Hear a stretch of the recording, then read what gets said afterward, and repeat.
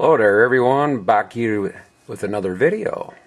This is GMEC, by the way. Welcome back to the garage. What you're looking at right now is another project truck I have. I actually have this truck a very long time. This is my first vehicle. It's a 1978 F-150. And as you can see, the floor's gone. Part of the cab mount is gone. Redoing this because it was all rotted out. Have to do it on the driver's side as well. So this project is going to be here for a while. But just wanted to show some of what I was doing. Right now you can see with the bottle jack in a old style jack stand, I have this held up because I had to take the whole mount out of here in order to get at this to mount everything up. But just a little explanation here what I'm doing. I am not a body man by no means. I get by and do what I can, but if I can turn the camera here enough, because right now I can't open the door because of this being held up. But anyway, I used a reciprocating saw, a angle grinder to cut this all out in order to fit in the new cab mount. I'll go over to the driver's side and I'll show you kinda how this looked.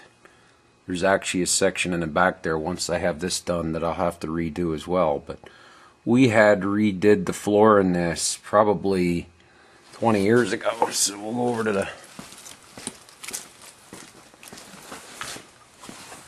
driver's side. I'll show you.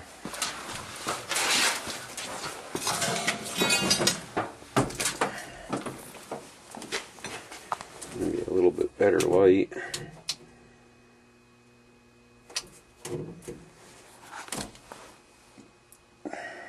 So I don't know how well you're going to be able to see this, but in here we had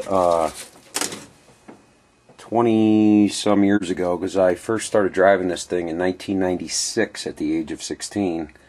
But as you can see, floor panels here aren't too bad looking. The cab mount on the bottom isn't the greatest anymore, and then you can see we have a hole here. But I had put some patches in this years ago, but there's a upper view